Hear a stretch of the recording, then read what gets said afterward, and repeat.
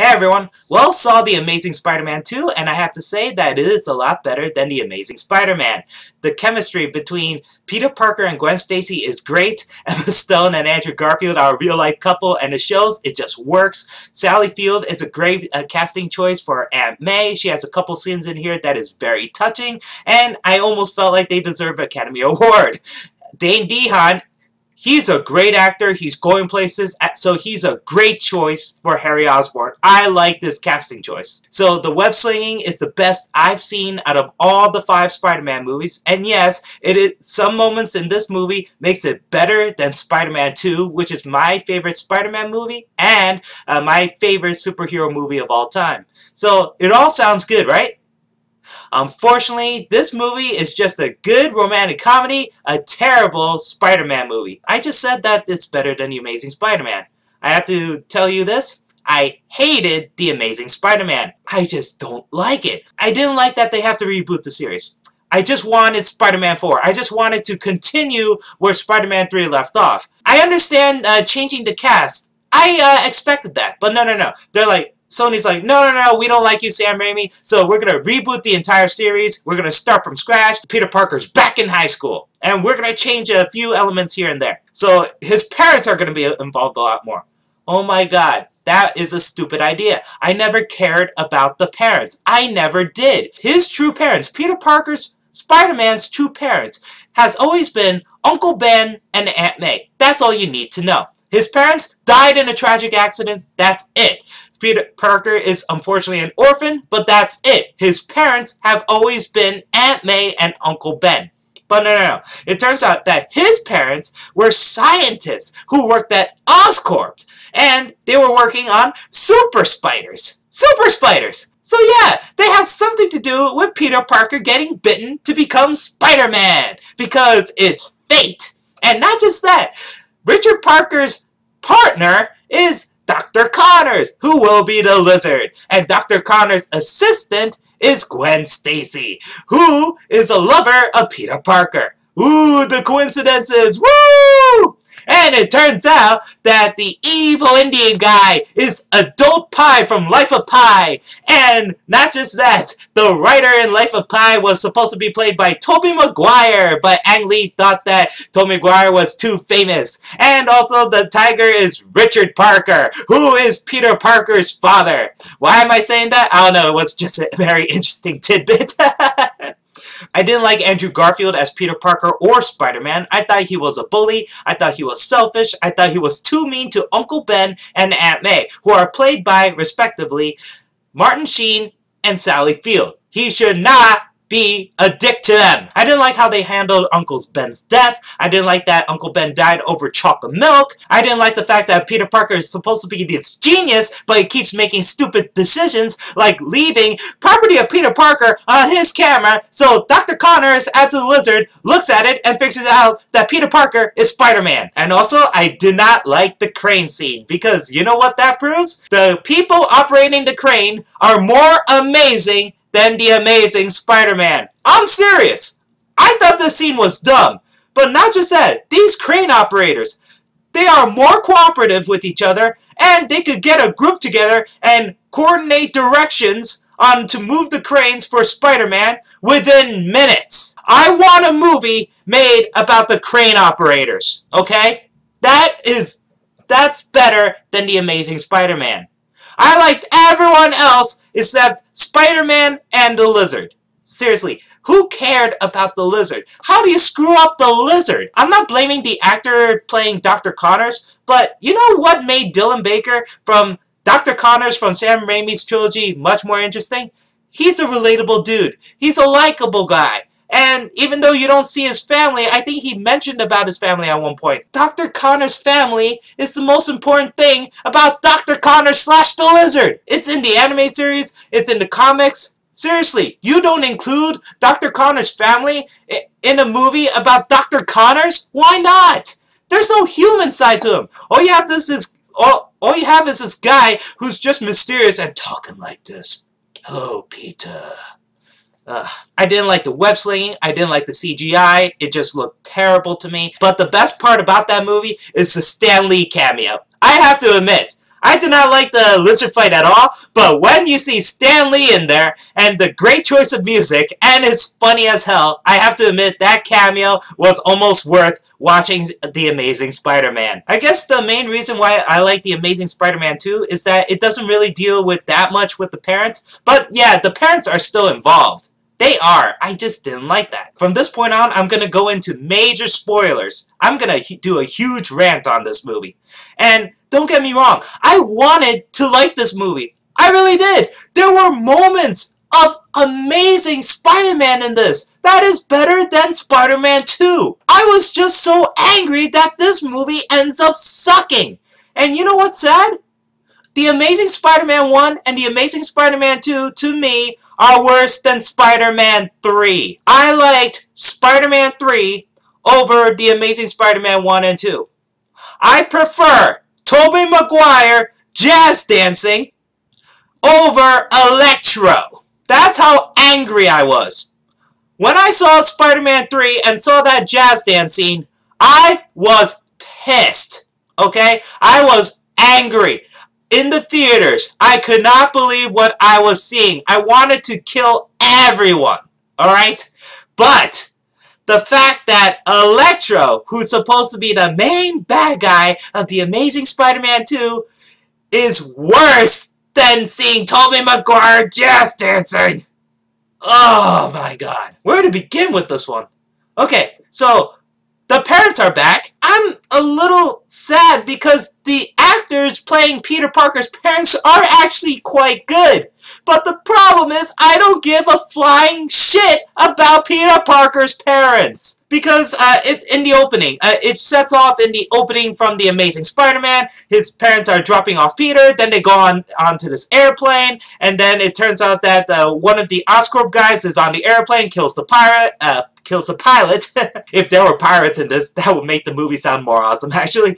No, more stupid. One of Oscorp's men kills the pilot and is about to kill Peter Parker's father and mother. He shoots the mother, she dies, and then the father ends up being in a fight scene with him, and it's supposed to be like Inception because the plane is falling down and there's low gravity, blah, blah, blah, and it's all over fighting for a laptop, and this opening is long! Really long!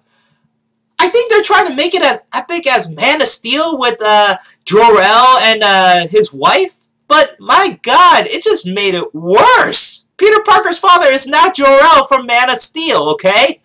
And that's the feeling I'm getting. They're just trying to copy the Krypton scene from Man of Steel. Like, ooh, how'd the whole incident happen? How did his parents die? And then you cut to the best part, Spider-Man web slinging.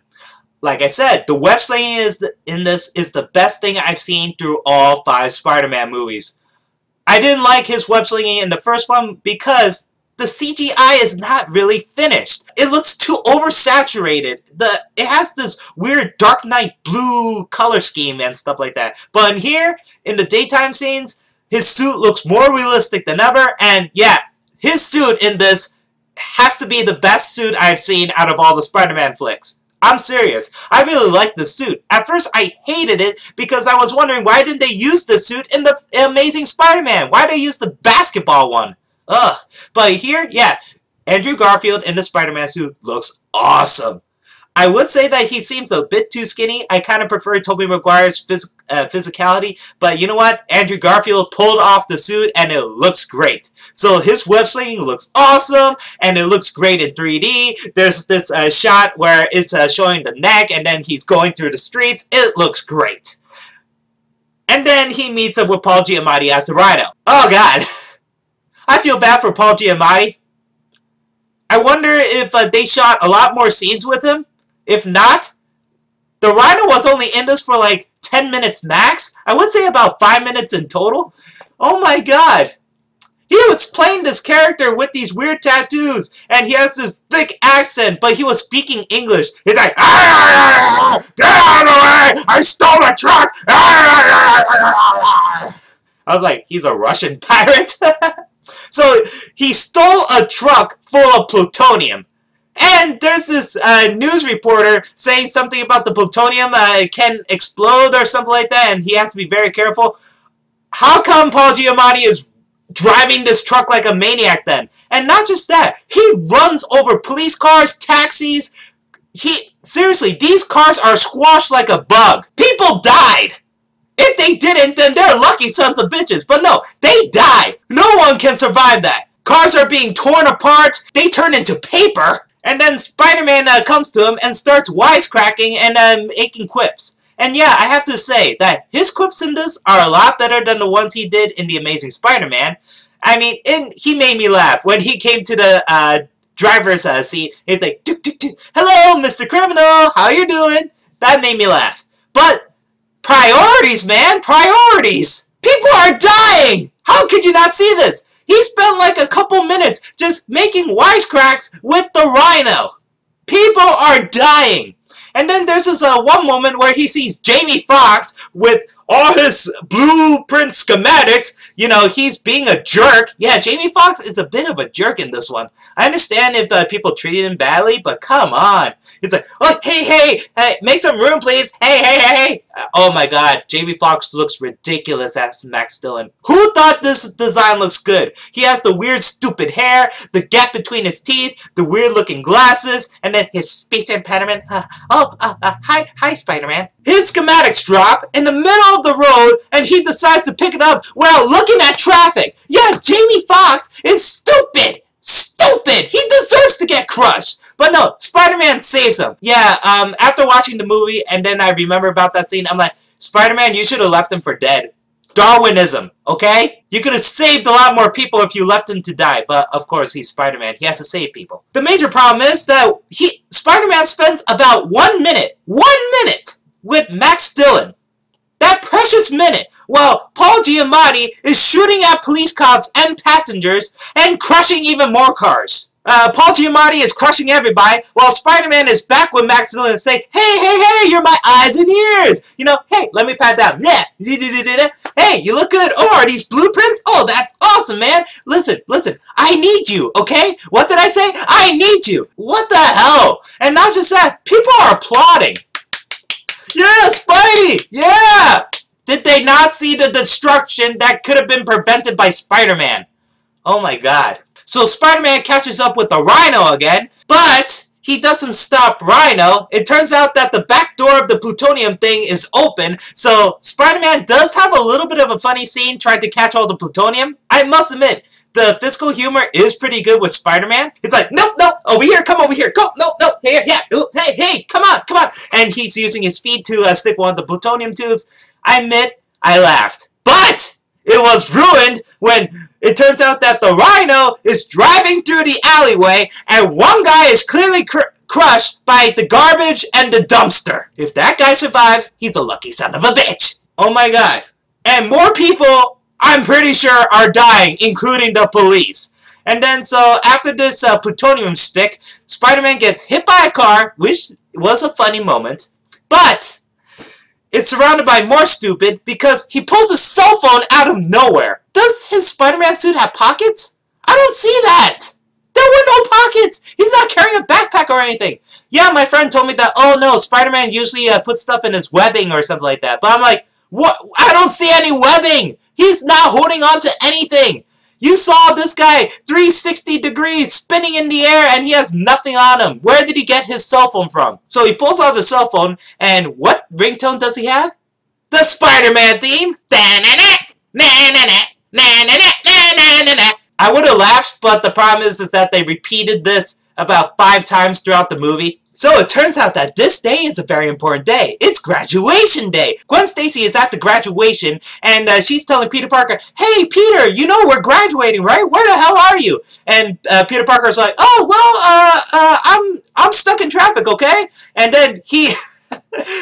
This is a very funny moment. If any of you seen Twilight New Moon, then you know why this is funny. Peter looks to his left. And then he sees a police car passing by. And in the passenger seat of the police car, he sees a ghost Dennis Leary. You know, Dennis Leary is great in The Amazing Spider-Man, but here, he doesn't say a word.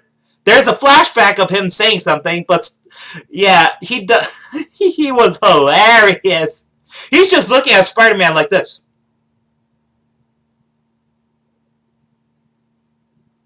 Oh my god, Dennis Leary is a cock blocker in this movie. Peter Parker's horrified at this, of course. And, oh my god, it's Dennis Leary's Edward Cullen from New Moon. And Peter Parker's Bella. Why did you do this to Spider-Man?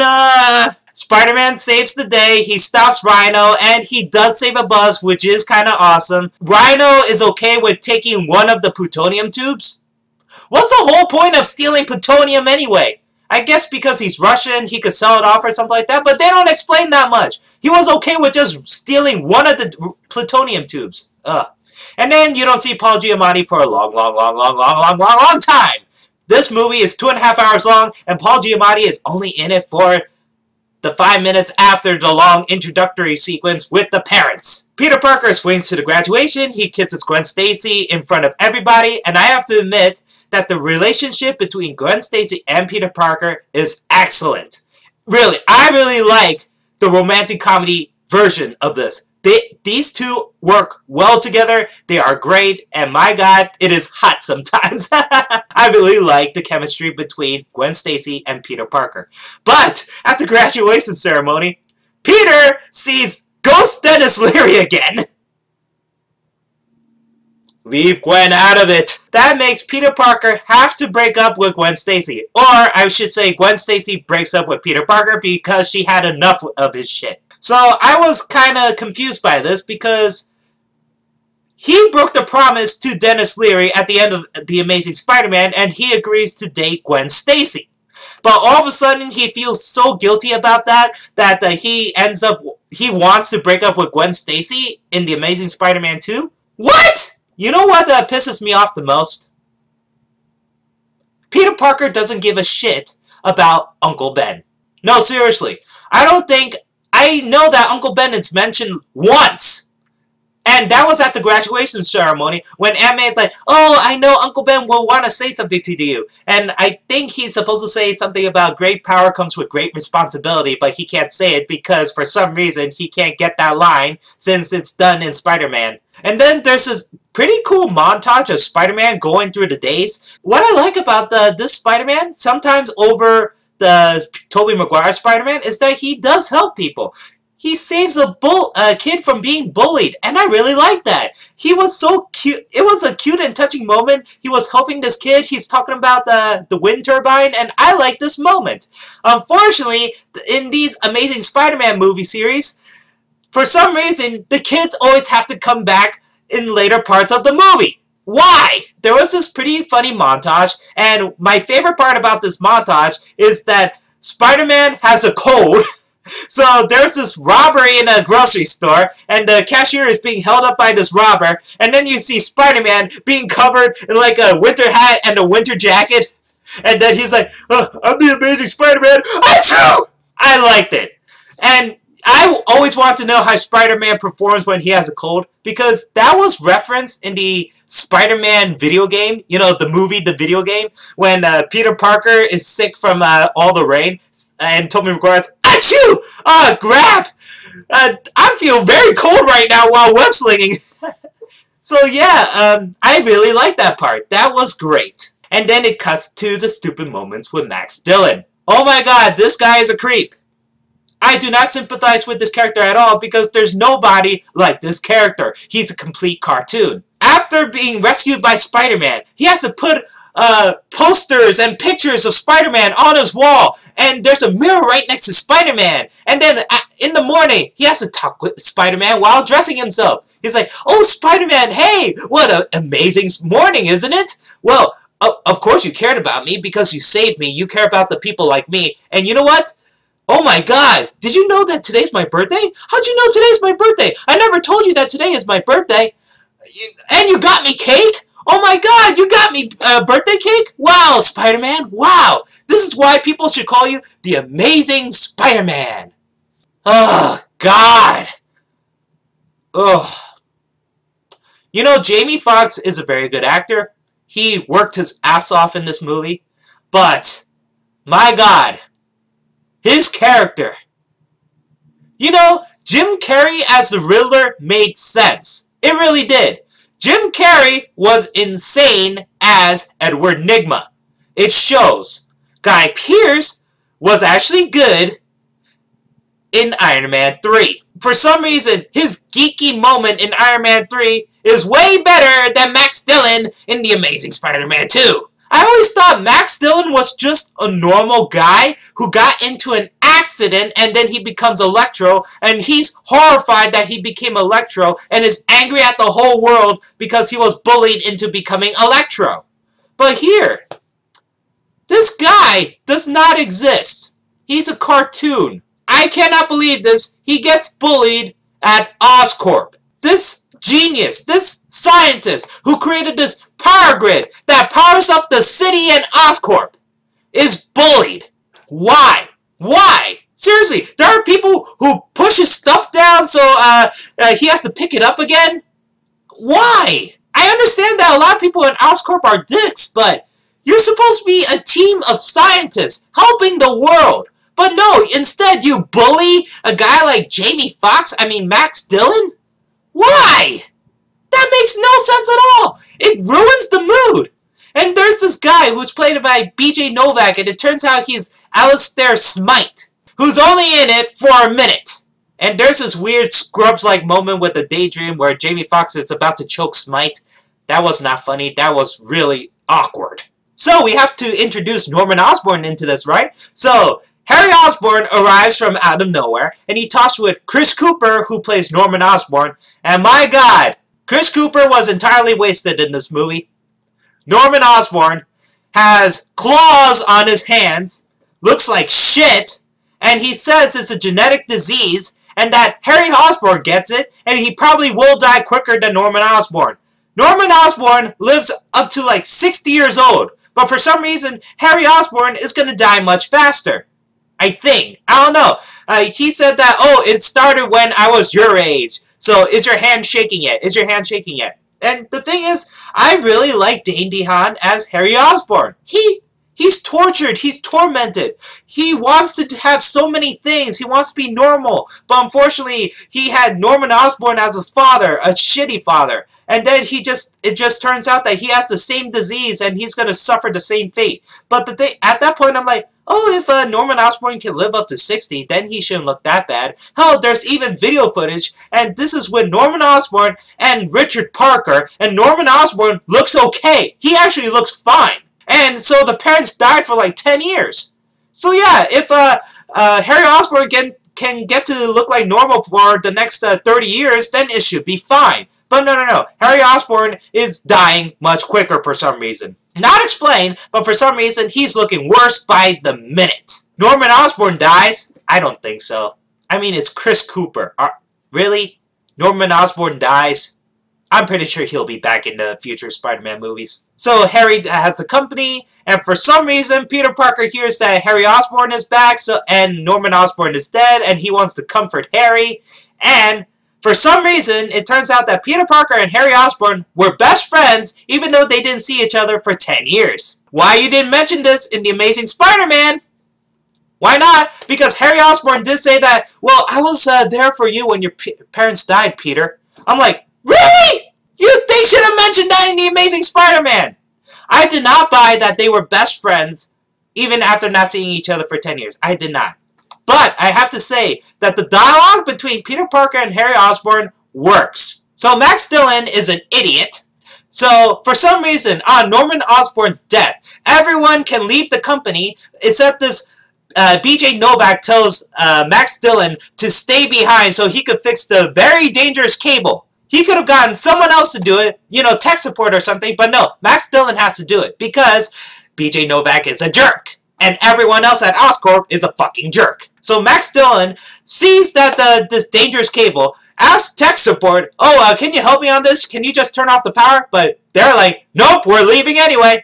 So Max Dillon's like, fine, I'll fix it myself. So there's this little fake out thing when he was plugging in the cables. I thought he was going to get electrocuted, but nope. He's like, oh, I'm fine. Then he gets electrocuted, and I don't get this. There are tanks with electric eels, and I don't know what they were for. Are they supposed to power up Oscorp? Really? That's stupid! stupid! And not just that, these tanks are not covered at all. There's no covering the tanks. And not just that, the dangerous cable that Max Dillon has to fix is on top of this platform with a ledge that's like 1 foot across. So it's very slippery, very steep. There's really no ladders leading up to it. And straight down is to the uncovered tanks. So Max Dillon gets electrocuted, falls 30 feet straight down into the tanks, gets electrocuted, turns into a husk, and then people think he died. And yeah, even though I do like the relationship between Gwen Stacy and Peter Parker, there's one moment that really creeped me out. Gwen Stacy wants to talk with Peter, and she's like, you know what, can we just be friends? That's all I ever want. And Peter Parker's like, okay, fine, we gotta set up some ground rules. There's a scene that reminds me of the laughing scene from Final Fantasy X, because Peter Parker's like, you know, you shouldn't do that laugh, because it's gonna haunt me for the rest of my life. Gwen Stacy's like, oh, how should I laugh then? Like, ha ha ha ha ha ha ha! I'm like, oh my god, not the laughing scene again from Final Fantasy X. Here's the thing, I love Final Fantasy X. It is my favorite Final Fantasy game of all time. But even I admit that the laughing scene in Final Fantasy X is really pure shit. But right after this, Gwen Stacy's like, wait, have you been following me? How did you know about the Korean restaurant I like with the Korean meatballs? And Peter Parker's like, yeah, I followed you. Once a day. Sometimes more. Creepy! Creepy! Creepy, creepy, creepy! My god, that's creepy! But unfortunately, Gwen Stacy's like, oh my god, Peter, that is so romantic. What the hell, bitch? So, Electro awakes, and I gotta admit, the design of Electro kinda looks cool, even though he does look a lot like Dr. Manhattan. So, for some reason, Electro has to go all the way to Times Square so he can recharge his batteries. Pun intended. So yeah, he sees the jumper cable, and then he's, you know, electrifying himself, and the cops tell him to stop it, but he doesn't want to stop, and people think he's a freak. Miles away, Peter Parker sees this. For some reason, his spider sense can work like that, and then he swings on to Times Square, and Gwen Stacy is running behind, and she's a very fast runner, because she could go all the way to Times Square within minutes. Seriously, from the way it's shot, it's like 20 streets away. I'm pretty sure you can't run from one point to Times Square, 20 streets away, and be there within minutes. It's just not possible, unless you have web-slinging abilities. But Gwen Stacy is not Spider-Man. So Spider-Man sees Electro, calls him Sparkles, and Electro's like, wait, you don't remember me? And Spider-Man's like, oh, I remember you! You're my eyes and ears! What's your name again? I don't know what's your name? Is it Max? It's Max, isn't it? Electro's like, yes, you remember me. And then, for some misunderstanding, he gets shot by a sniper, and Spider-Man has to save some people because Electro is accidentally electrifying people. The thing is that Electro wants attention. He always wanted attention. He always wanted the world to know about him, so he was happy that he was on camera. But then when the camera points to Spider-Man, Electro's like, you set me up! You lied to me! And Spider's like, no, seriously, this is a whole misunderstanding. I want to help you. And Electro, for some reason, wants to kill everyone. And kill Spider-Man. You set me up! Bzz, bzz, bzz. You know, for some reason, that every time Electro zaps something, it has to be dubstep. Like, so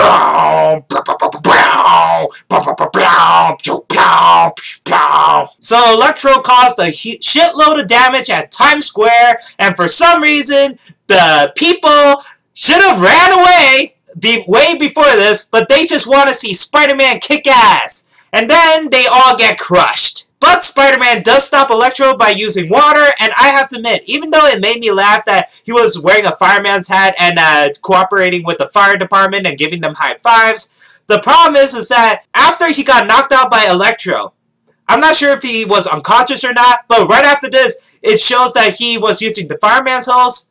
But for some reason, people are dying around Spider-Man, and he's not doing anything about that. Sure, he tried to save a couple people, and yeah, there was a slow-mo scene where he shot a web to stop the people from getting electrified at the railing, but that's it. People died. And Peter Parker's pissed because Gwen Stacy has to go to England. And right after this, Peter Parker's so pissed that for some reason, he's like, you know what? I want to know what happened to my parents. So I'm going to put up all these pictures and make my Aunt May extremely terrified. Aunt May notices this, and then she has a great scene talking with Peter Parker, saying like, you know, Uncle Ben and I took care of you. Your parents left you here when you were a kid. They had no responsibilities. Why don't you care about the hard work that Uncle Ben and I do for you? We raised you. We helped you. Every time you cried, we hugged you. And you know what happened? Peter Parker's like, oh, Aunt May, I appreciate for everything you've done, but I really gotta know what happened to my parents. You know what? I feel like Peter Parker should try to find out who killed Uncle Ben! Aunt May said something about the subway, blah, blah, blah, blah, blah. And then Peter Parker's so angry at everything, so he sees this graphic calculator that his father had, and then he threw it against the wall, then it turned out it had a bunch of subway tokens. Subway tokens. Inside the graphic calculator. And I don't think it even works.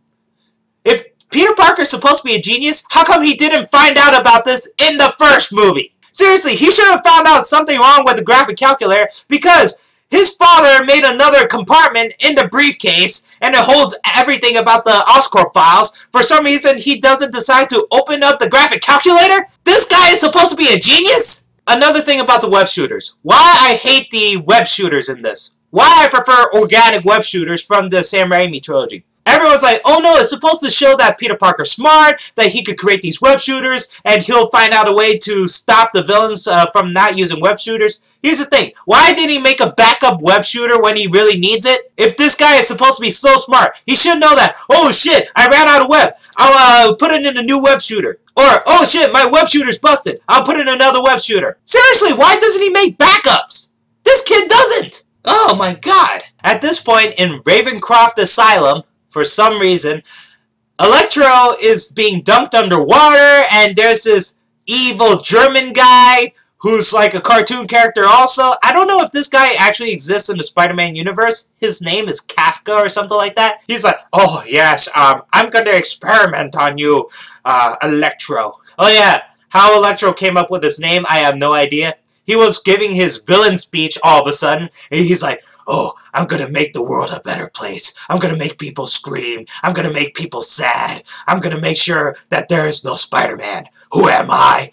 I am Electro. Really? And then it goes back to Harry Osborn, and he's panicking because he wants to figure out how to get rid of this genetic disease. Then it turns out that there's this thing that Norman Osborn gives him, and he accidentally puts it on the table. Then it shows up the secret files, and it shows up about the super spiders, and that the super spider venom could cure things and all that stuff. So he's like, you know what? I need Spider-Man's blood because all the super spiders were destroyed. Even though there were super spiders creating super cables in the Amazing Spider-Man. But they're not the same spiders, of course. But those spiders are also destroyed for some reason. So here's the thing I didn't like. Because in the trailer, there's a scene where Harry Osborn is talking to Peter Parker and he said, Oscorp is keeping tabs on you. And Peter Parker's like, why? And Harry Osborn is like, well, that's the question of the day. So I thought that Harry Osborn knows that Peter Parker is Spider-Man, and that's the whole point why he came back to New York City after 10 years. But no. Harry Osborn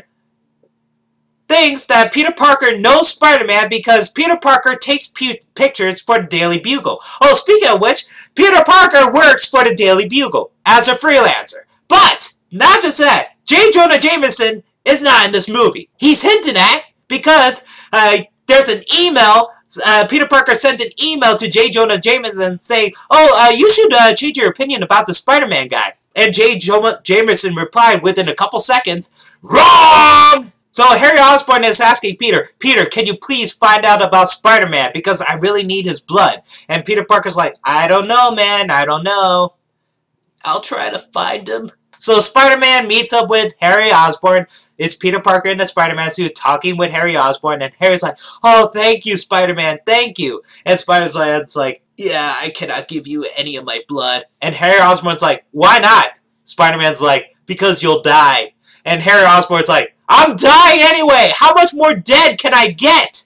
And then Spider-Man's like, well, something bad might happen. Harry Osborn's like, what? And Spider-Man's like, I don't know. you know, I don't want this responsibility. This was way before Spider-Man figured out that the super spiders were imprinted with Richard Parker's blood, and it can only work with Richard Parker's bloodline. So this is way before that Spider-Man finds out the truth about the super spiders. But Harry Osborn looks terrible. He really has no choice. He's panicking. He wants to live.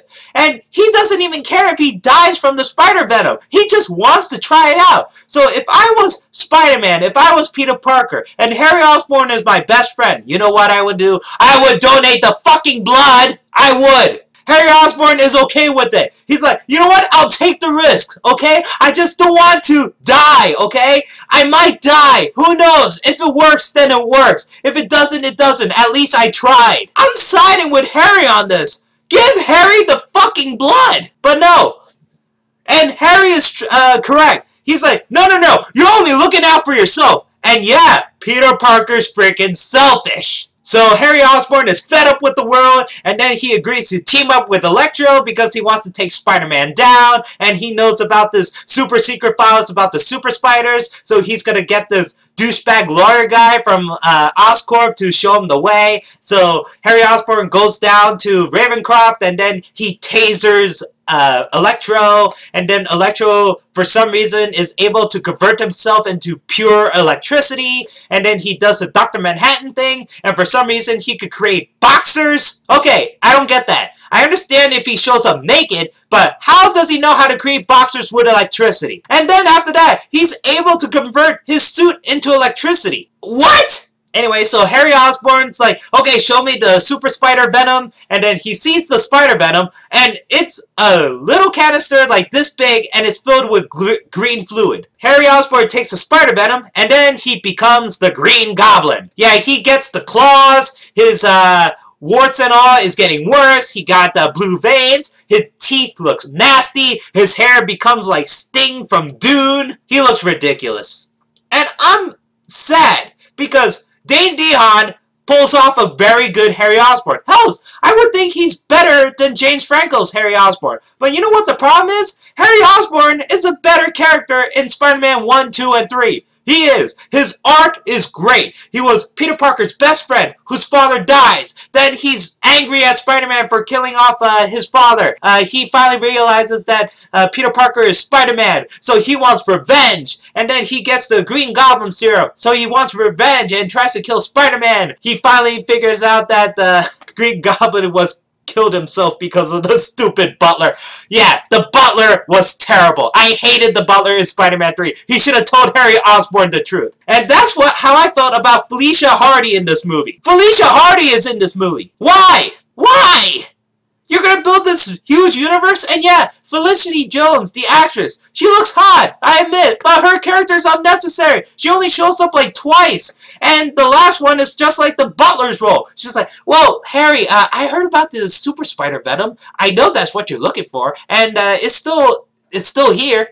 You just have to find the super secret files. At this point, Peter Parker finds out the underground subway layer that his father built, and it looks exactly like the subway train from Teenage Mutant Ninja Turtles 2, The Secret of the Ooze, and he used a subway token on this ancient turnstile that still kind of works, and it opens up the passageway, and there's this ancient computer that has the uploaded video from 10 years ago, and it was using dial-up for some reason. What? And then his father's like, oh yeah, Oscorp is trying to frame me, so I destroyed the rest of the super spiders, but here's the truth, that the super spiders were imprinted with my blood, so only my son can be Spider-Man or something like that. Yeah, that was stupid. So Spider-Man gets a phone call from Gwen, and she got accepted to Oxford, and she's gonna leave, and she's in a taxi cab. She doesn't say what street, so Spider-Man's like, I love Gwen too much, so I'm gonna say I love you on the Brooklyn Bridge, and then I'm gonna grab Gwen Stacy, and then I'm gonna move to England with her. And you know what's the problem? I knew she was gonna die. So Electro is at the power grid, because yeah, the power grid is going to be used as the final battle. It was foreshadowed in the beginning. Oh, here's Oscorp's power grid. Yeah, it's going to be used in the final battle. So Spider-Man has to stop Electro, and my god. You know, there's this one Electro pun I hated, and he's like, it's my birthday today. Time to blow out my candles. Bzzz. But not just that. While fighting, Electro and Spider-Man were fighting together. Fighting each other. Electro was grabbed Spider-Man and was hitting him against the power rods, which glow yellow, and they were like, they were emitting like the waveform or something like that, something you see in music players and stuff. But he's playing in dubstep, the Itsy Bitsy Spider. It sounds like this.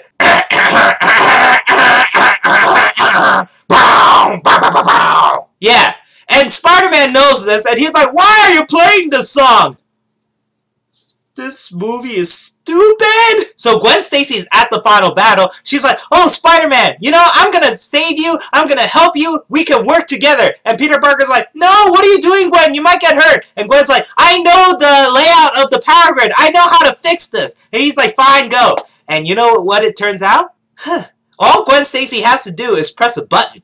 She doesn't have to type anything or use her genius, even though she came up with the magnet idea for some reason that Peter Parker doesn't know about. Seriously, he's supposed to be a genius? Gwen Stacy's a super genius then, but all she had to do is press a button. Press a button. But at the same time, there were these two airplanes because they lost contact with the airport in New York City.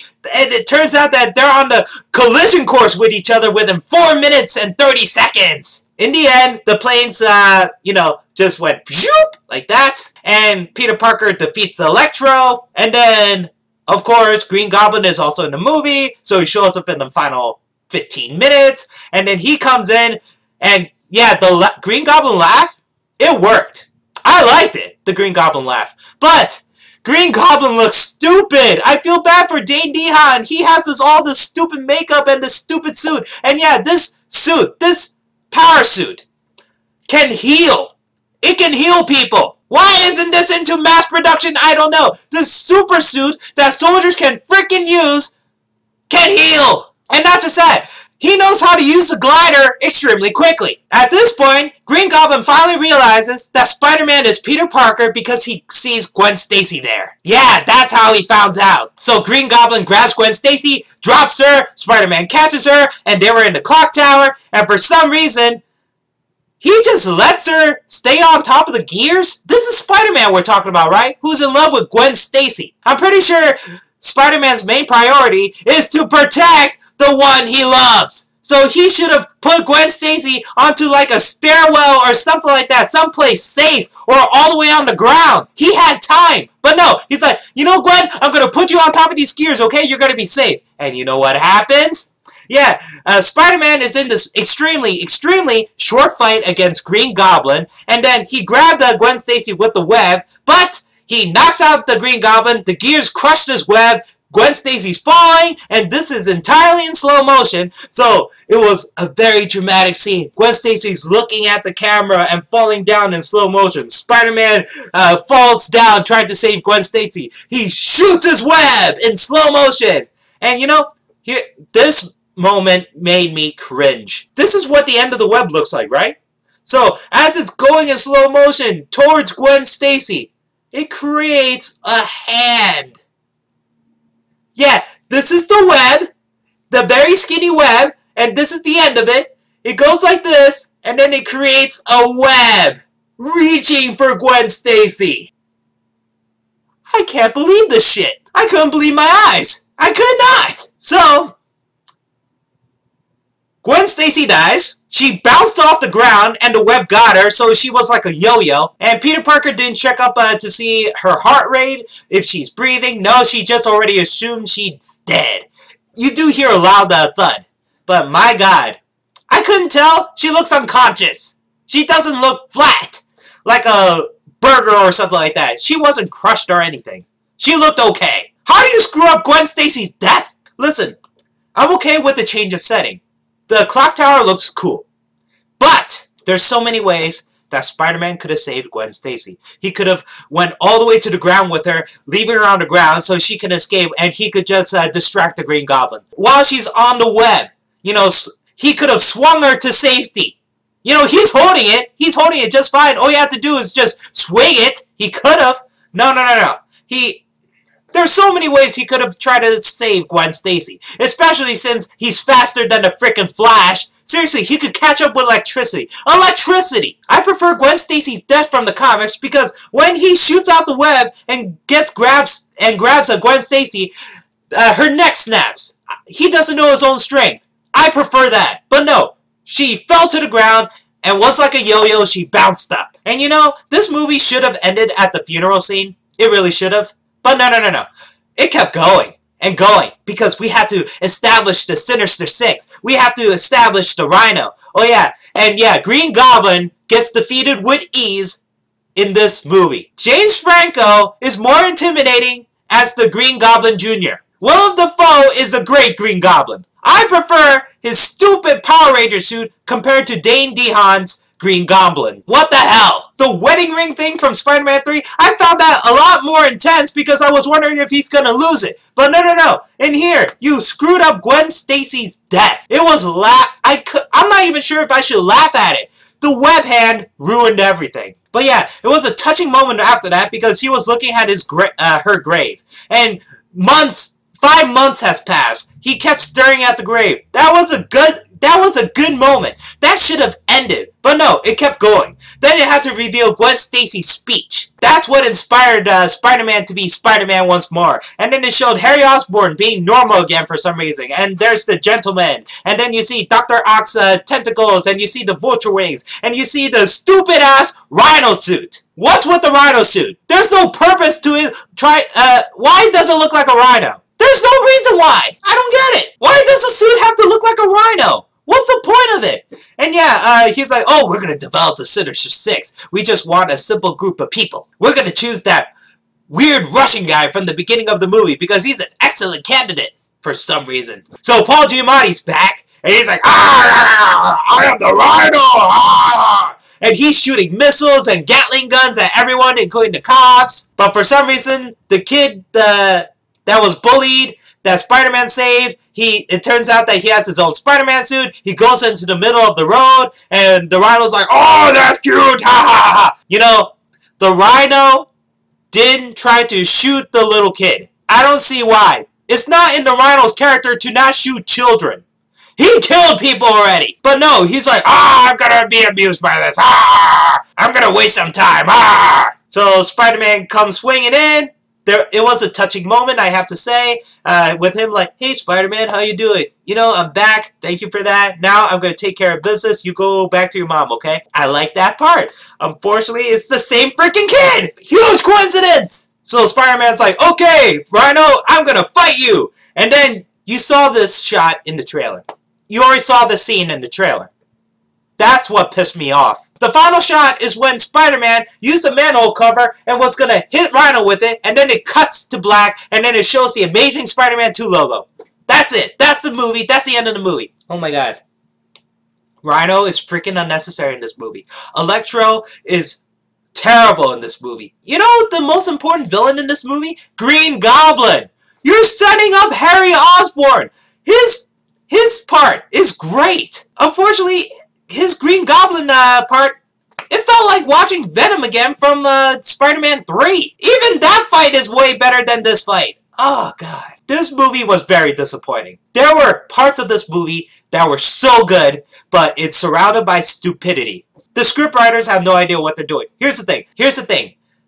I'm okay with Sony making Spider-Man movies. I'm okay with Sony not giving the rights of Spider-Man to Marvel. I don't care about the Marvel rights to Spider-Man or whatever. All I care are good Spider-Man movies. I just want good Spider-Man movies. That's all I care about. I love Sony. I have Sony products. I had a PlayStation 1, had a PlayStation 2, now I have a PlayStation 3. I want a PlayStation 4. I have a Sony TV. I have a Sony cameras. I love Sony. I really like Sony. But my God, Sony, get your shit together. You made the same mistake twice. No excuse. You made another Spider-Man 3. Another one. And Spider-Man 3 is better than this. That is freaking pathetic. Sandman is better than Electro. Green Goblin is better than the Green Goblin here. And Venom is better than Rhino. How do you screw this up? Seriously, I feel like this movie is like two separate movies. A very good romantic comedy, a terrible, shitty Spider-Man flick. These writers are Spider-Man fans? No, they're not. They're not. they don't do the character justice at all.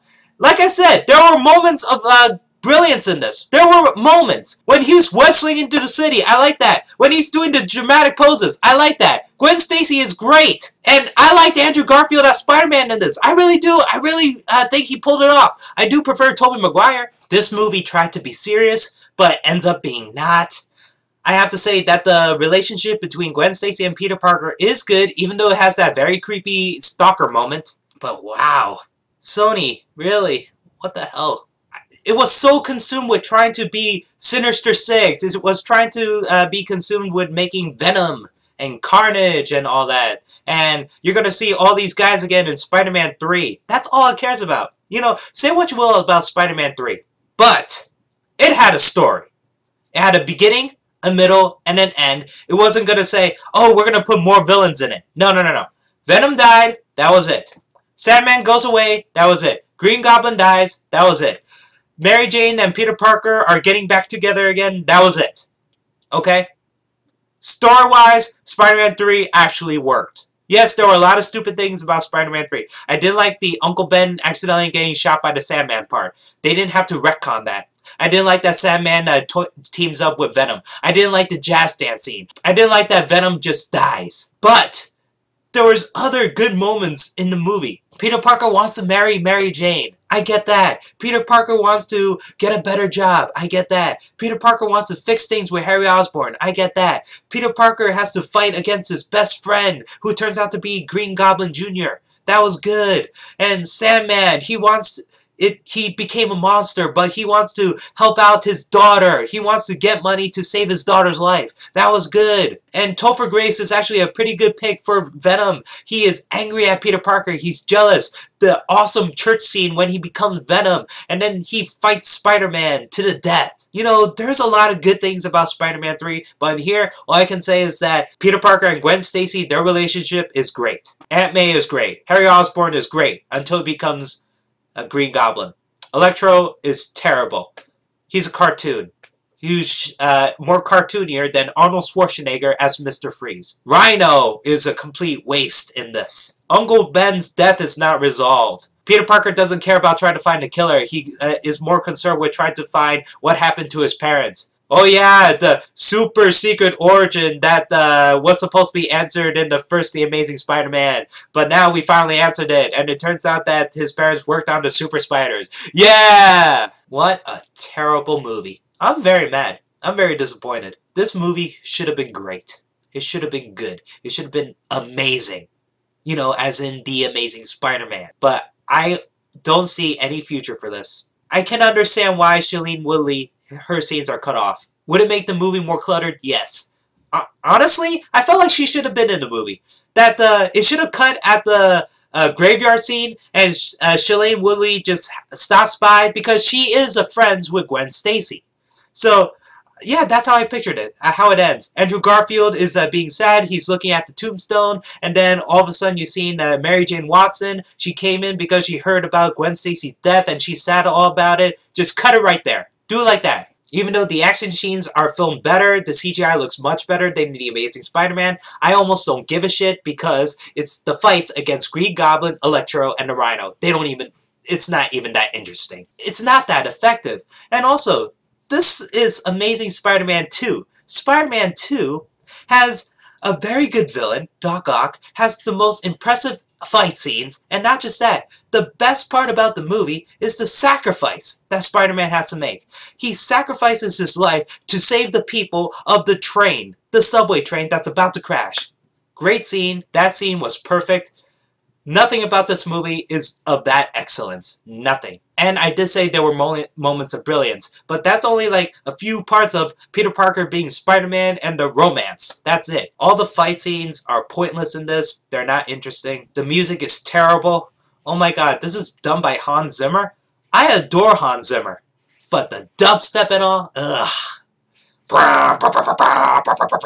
And Pharrell Williams worked on this? I expected amazing. I expected Man of Steel at least, but no. This is terrible. terrible. God awful. Jamie Foxx is wasted in this. Paul Giamatti wasted in this. Dane Dion gave a very good performance, but he's wasted in this. Chris Cooper is wasted in this. It's just a waste. I'm not looking forward to Amazing Spider-Man 3. I'm not looking forward to Sinister 6. I'm not looking forward to Venom. Sony, get your act together. Figure it out. So write down in the comments below what you think of the movie. Did you really like it? Did you really hate it? Are you looking forward to Spider-Man 3, Sinister 6, Venom? So please write down in the comments below. I would like to know. So yeah, that's it, guys. I think it's one of the most disappointing movies. So yeah, peace.